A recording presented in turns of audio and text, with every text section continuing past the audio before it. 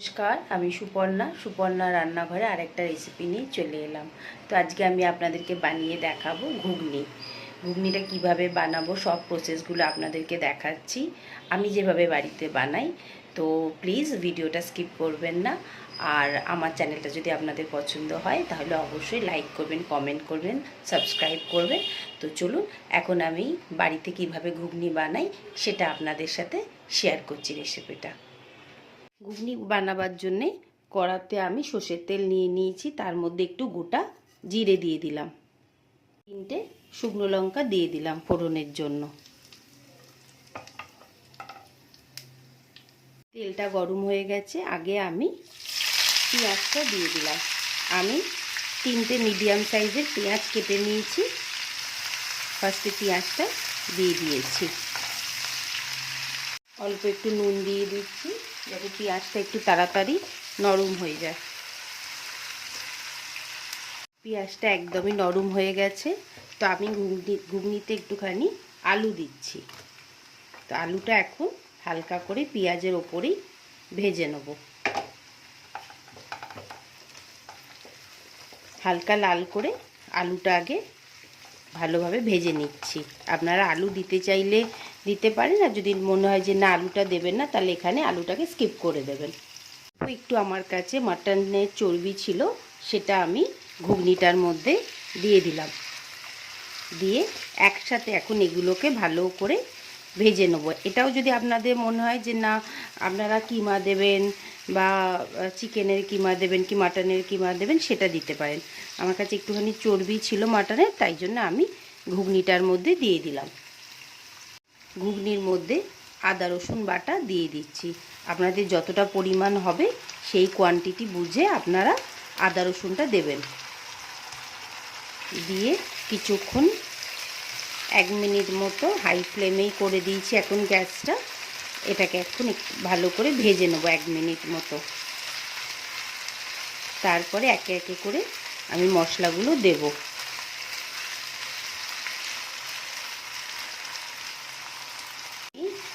দুখানা টমেটো আর অল্প একটু কাঁচা লঙ্কা দিয়ে দিলাম, দিয়ে একসাথে এগুলোকে কষে নেব।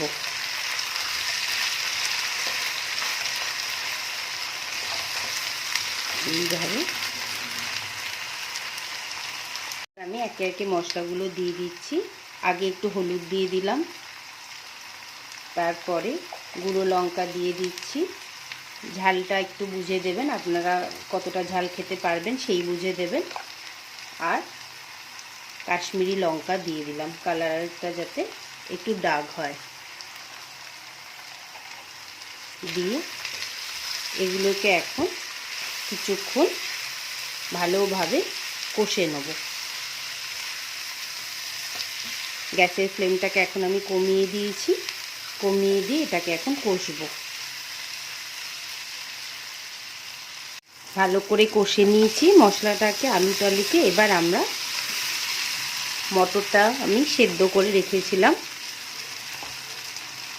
3টে মতো সিটি দিয়েছিলাম, তো সেই মটরটা এখন আমি ঘুগনির মধ্যে ঢেলে দিচ্ছি। এই যে 3-4টে সিটি দিয়েছিলাম, এখন আমি আস্তে আস্তে এই মটরটা ঢেলে দিচ্ছি। ঢেলে দিয়েছি, দিয়ে এবার এটাকে একটু আস্তে আস্তে করে মিশিয়ে দিচ্ছি। জায়গাটা আমার একটু ছোট হয়ে গেল।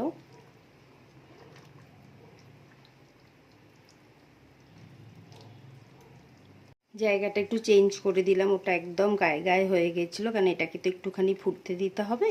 তো এখন এটাকে আমি হাই ফ্লেম করে দিয়েছি। এটা এখন ভালো করে একটুখানি ফুটবে, তার আগে আমি সামান্য একটুখানি চিনি দিয়ে দেবো। এই 1/2 চামচ মতো, বেশি দেবো না, জাস্ট এই সব মশলাগুলো একটু ব্যালেন্স হয়ে যাবে, এর জন্য আমি 1/2 চামচ চিনি দিয়ে দিলাম। ঘুগনিটাকে এখন আমি মিডিয়াম করে, গ্যাসটাকে মিডিয়াম করে রেখে দিয়েছি। মাঝে মাঝে একটু নাড়াচাড়া করে দিচ্ছি, নাহলে নিচটা আটকে যাওয়ার চান্স থাকতে পারে। ভালোভাবে একটুখানি মাঝে সাঝেই নাড়াচাড়া করে দেবো এটাকে। অল্প একটু গরম মশলা নামাবার আগে দিয়ে দিলাম। এটার জলটা অনেকটাই শুকিয়ে গেছে আর এটা হয়েও গেছে। এখন আমি অল্প একটু ধনেপাতা ওপর থেকে ভালোভাবে ছড়িয়ে দিলাম। আপনাদের রেসিপিটা কেমন লাগলো অবশ্যই আমাকে জানাবেন।